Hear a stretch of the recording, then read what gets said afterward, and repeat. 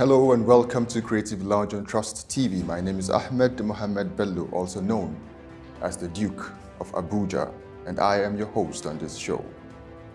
On this episode of Creative Lounge, we will be exploring the artist's soul, where our guest artist tells us about their journey and how they became who they are today. Before we continue, let's go on a short break, and when we return, we will meet our artist. We'll be right back.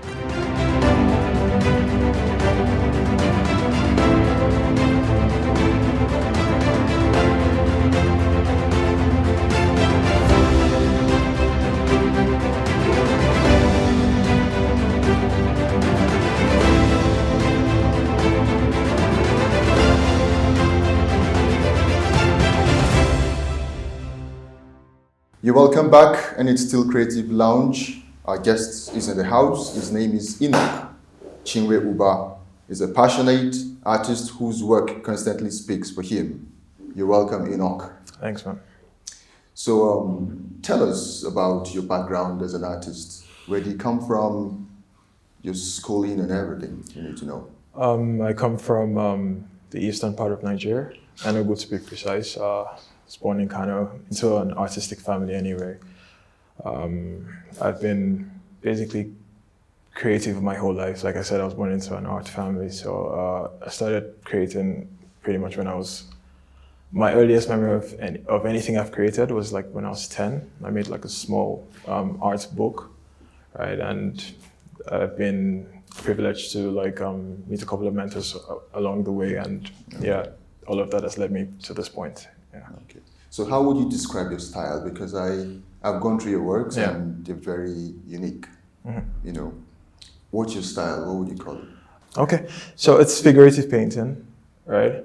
My style is generally it's model dramatization, where I have like models come and I want to tell certain stories, right? And my palette is pretty monochrome. I developed this palette like earlier this year. I did a lot of experimentation with several works, and I came to a place where it was actually supposed to be like an underpainting, right? And which is unconventional because underpaintings are not exactly sold. I think you know better. Underpaintings are like the first layer of the painting before you actually paint. So I used to ask myself, like, why don't people just sell underpaintings? Because they have this very antique look. Yeah. So I actually was going for a more classical style when I started painting off like that. But like I got to that point where I did the underpainting and I couldn't just go forward. I couldn't go further than that, and I took that in and decided to explore that. That's very good. You know, unlike most artists, should I say, before they have that niche, they usually go around every aspect of art. Did you find yourself doing that? Oh yes, I did. I think a lot of artists actually do that. If you visit my studio, you would find things from like sculptures to abstract paintings. If you've been following my art within Abuja for a while, like I used to show a lot in Abuja space, in the art space in Abuja here, and I've exhibited things as from like abstract down to like landscape paintings to. I've done a lot of things, right? Well, portraiture, figurative painting, and all of that. I think it's something that a lot of artists actually find themselves drawn to. There's something fascinating about the human face and figure and all of that, and it's more of finding your niche and all. But I was later drawn to just figures. I explored everything, but figures is where I be now. Figures. There's something I would like to ask you. Yeah. I noticed you use, dark colors. Your art is very, very dark, like yourself, Barry Yusufu. Yeah. Why? Is there a symbolism to that? And, tell me the kind of market that sells. Okay, so there is a market for the black arts in that sense, right? Yes, there is a market for it. And there is also symbolism in the sense of we want to be able to tell stories that are pretty difficult to tell, I don't think a lot of artists are comfortable telling the true stories. Like, aesthetic is okay and all, but like, I think art is meant to move people. It has to really pull some thought. And being that we're privileged to like exhibit in international spaces, we want these stories to be told to, personally, I want these stories to be told to particularly Black people in the diaspora, because they all have like African origins, right? So I want to tell, more than just selling the pieces, I want a Black person that has history from some part of Africa to look at these pieces and be like, I can connect to it somehow, even though I might not know the full story of how I came to this point, but I can connect to it in some way. So yeah, there is a lot of symbolism in what we do. Okay. You've exhibited, abroad. I know you've exhibited in London. Yes, I have. What's been the response like, as compared to Nigeria? Do you have more market in Nigeria as compared to over there? I have more market outside than in Nigeria, and the reason for that is, I think, it's just the way art is perceived in this part of the world. Okay. I think foreigners are more.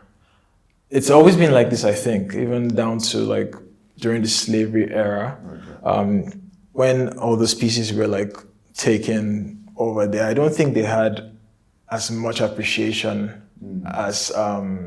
I think it's the same thing. It's the same way it was perceived back then. It's the same way it is now. Okay. White folks see these pieces and they feel this is a part of a culture, right? And they take it, right?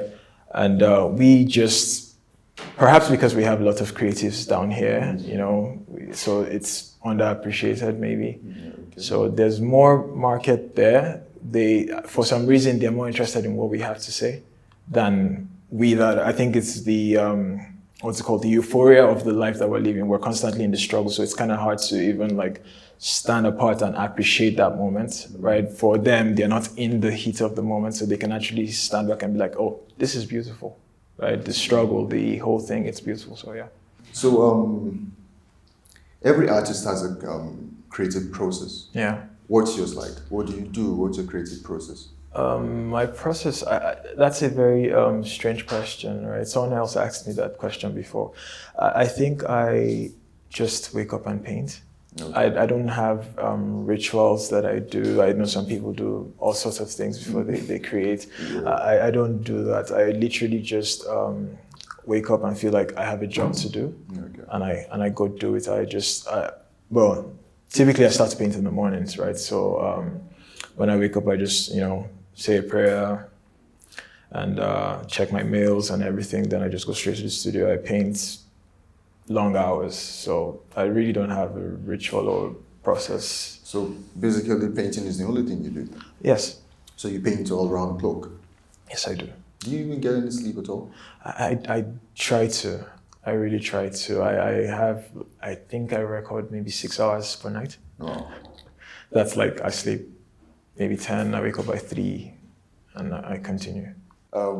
What's your inspiration? What inspires you to paint? Lots of things inspire me. I think for every artist, you must be able to perceive the world through people's eyes. Okay. That's what makes you a great artist. But I'm really inspired by poetry, like art in other forms apart from like fine arts. Yeah. I get inspiration from culture, from movies, poems. I really love poetry. Like I said before, I really like to listen to spoken word, and just mainly things around the African origin and the story, because I feel like life generally, we weren't given much to, we don't have a say as to how we, what we do and all of that, but the struggle for like Black folks, it's pretty interesting. So I like to take some inspiration from all of that, mix it with a bit of poetry and pour. So would you say your paintings, are basically about Black stories? Yes. Are they political? Are they about racism? Black struggles? Yeah, they are about a little bit of everything actually, because I think they're all intertwined. Okay. right? Black struggle is there. Also, black culture, which also has the aesthetic of love, you know, religion, race. It's just interesting to just study us as a people. I think that's what we are as artists. Our job is to document, right? And you can't tell the African story without, I mean, it's kind of one-sided if you just stand and you're like, yes, slavery, this, that, right? There's so much more to a people than just their flaws. So there is a thing of love. There's so many great love stories. I remember reading one time about, what's his name, Nat, right? He was a slave in the US that had to escape from his room every night to go see his lover, right? And, you know, there's so much around that story because, like, he knows the consequences of what would happen to him if he was caught. Right? It's sad that we always have to tie racism and slavery to it, but it's the truth of the matter. We can't really run away from our past, but we try to create regardless of all of that. Do you have particular models you use, or you just paint outline? I have models, but I don't have them on speed dial. I source models as I feel. Okay. So I started this process where I sketch out ideas first. So I sketch them in detail. So they're figures and I sketch them in detail. And, you know, when I draw these things, I start to see probably friends. Okay.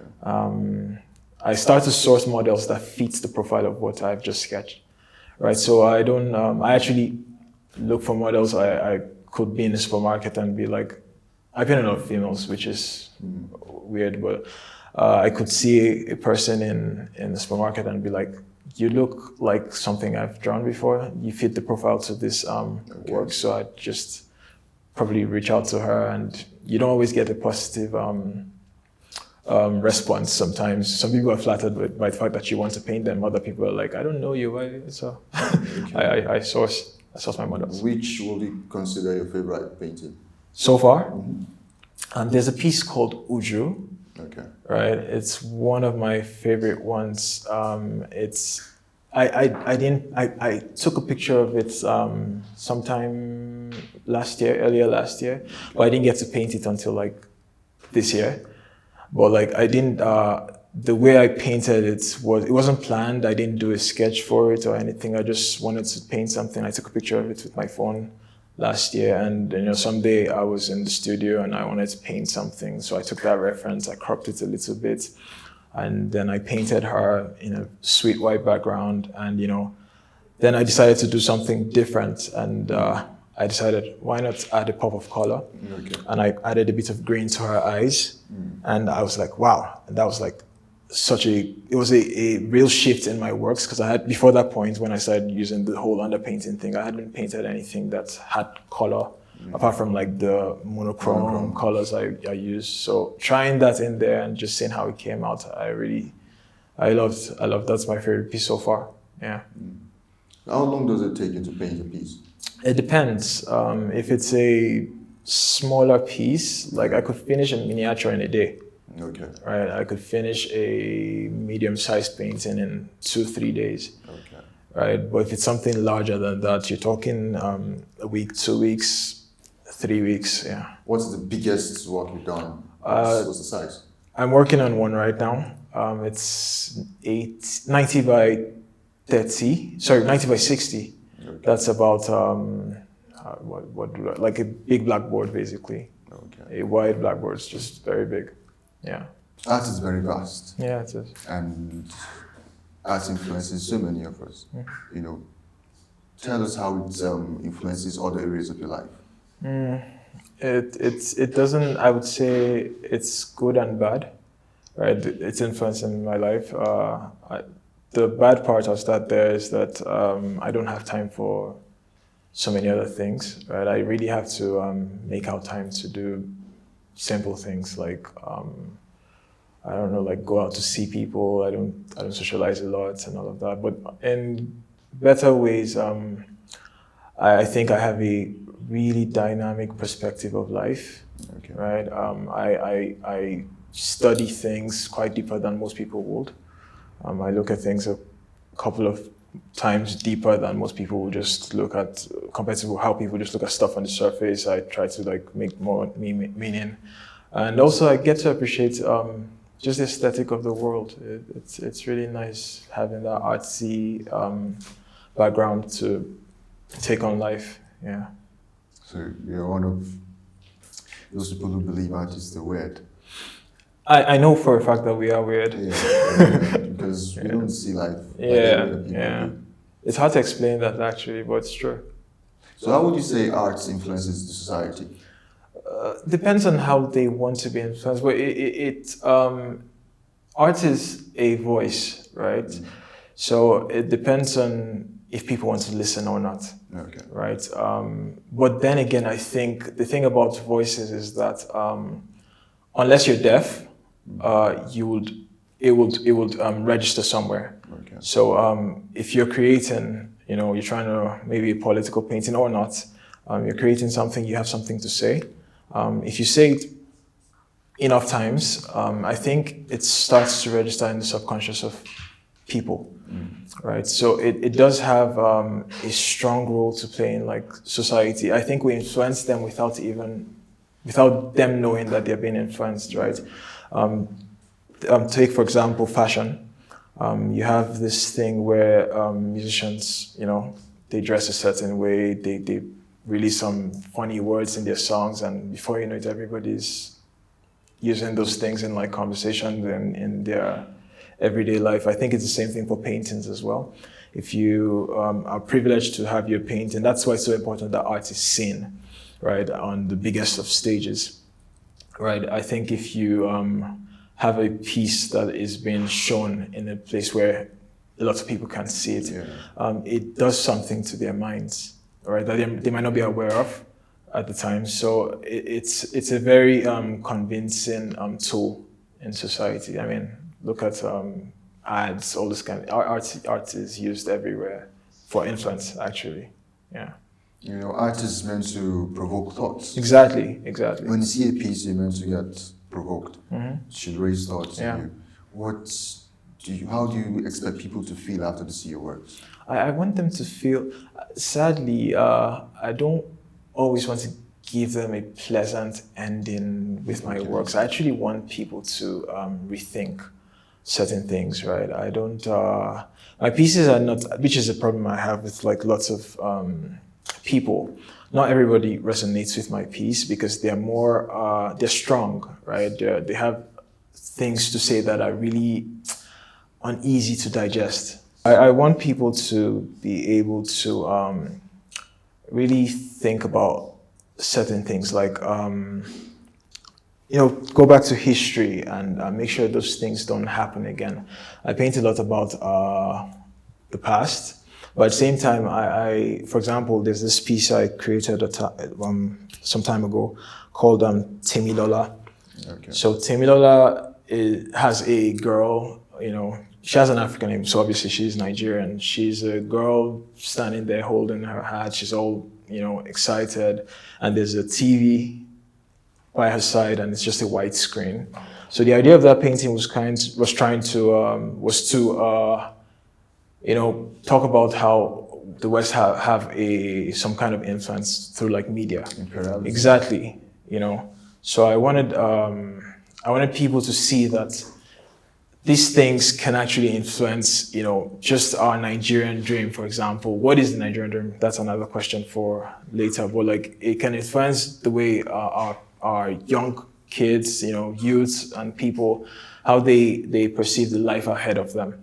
You watch TV and you're talking about moving to the big city, this whole thing of Japan, everything. It's Western influence, But I want to get people to come back here, right? See the things that have happened before, things like slavery and all of that. Then come back to your reality and see how you can make sure that those mistakes never happen again, right? We need to build a stronger community that are grounded in culture first of all. Yeah. Okay. So I know you've come a long way. You must have faced a lot of challenges. Mm-hmm. Can you tell us about them? Oh, the challenges are plenty.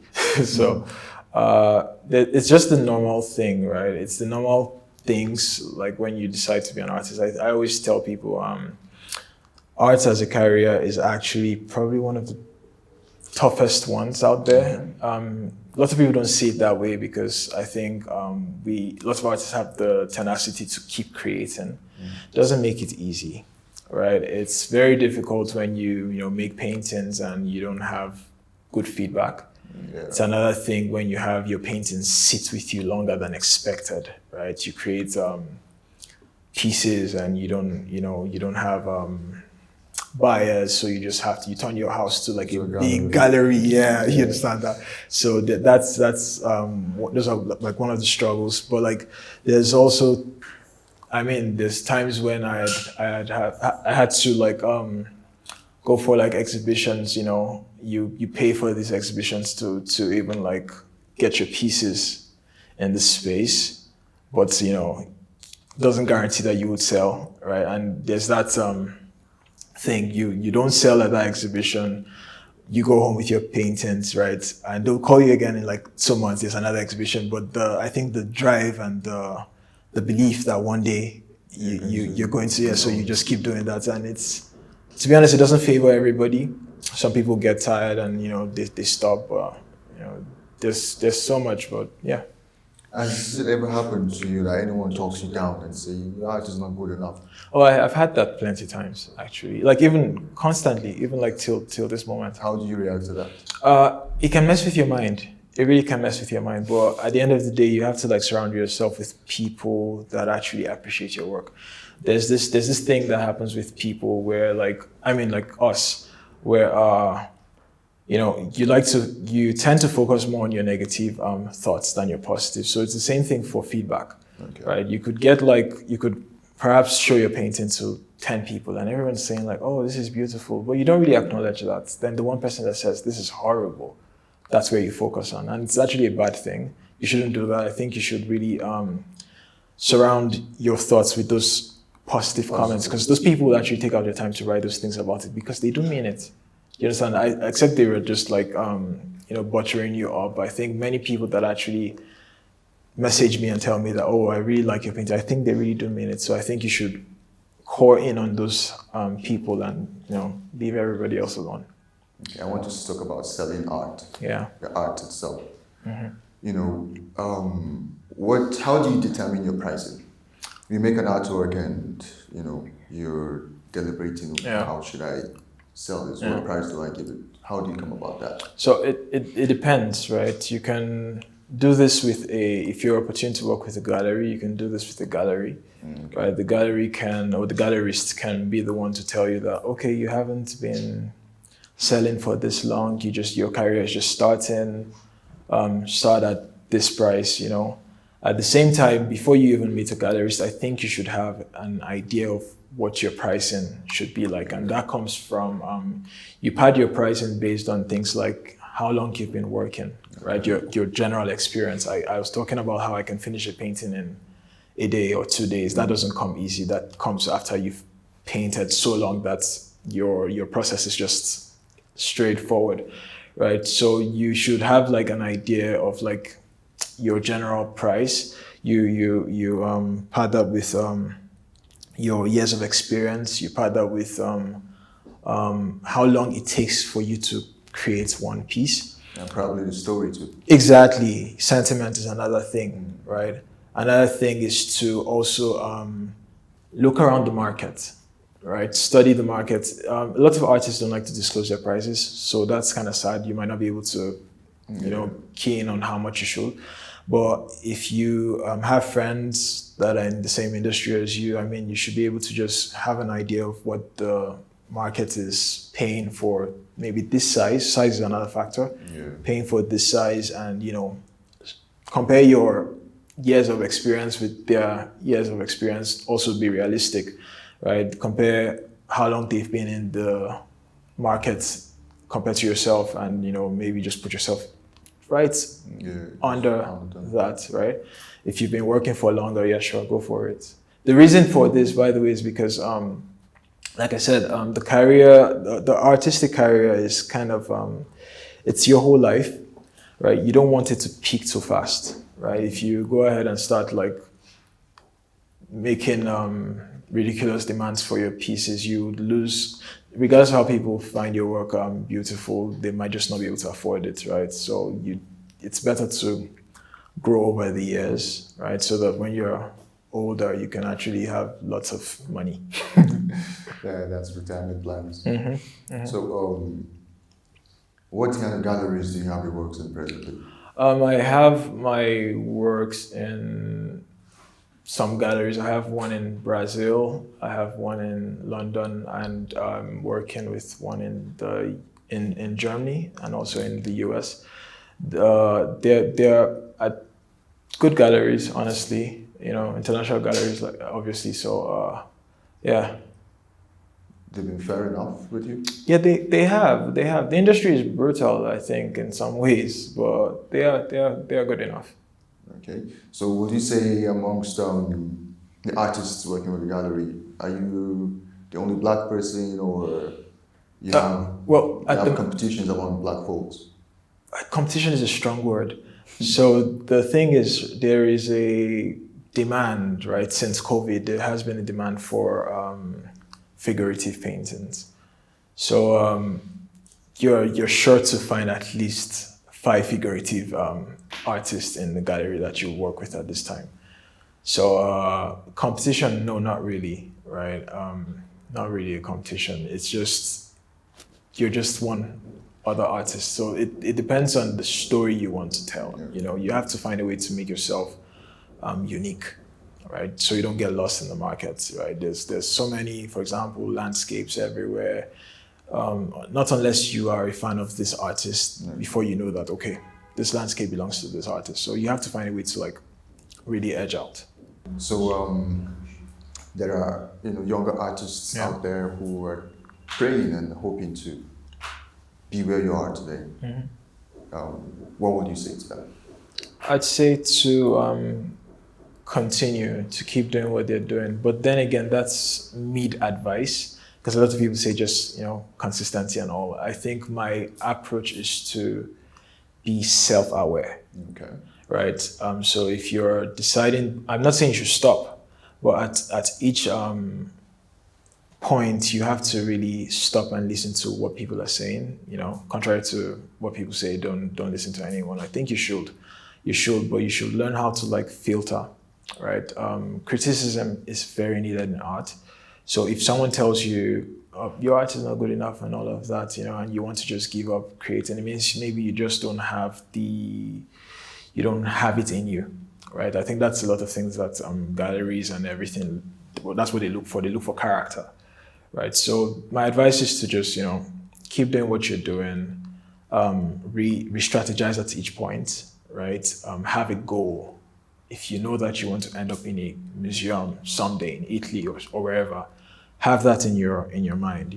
It would constantly remind you whenever you want to give up. If you have to come back to drawing board and change something, do it. Re-strategizing, that's one keyword. It's very important. At every point in time, you need to replan, strategize. It was really insightful, hearing your journey towards the challenges and everything. You're just a very great man. This is where we're going to call it a day on Creative Lounge. I remain Ahmed Mohammed Bello. Join us same time, same station next week. Good day.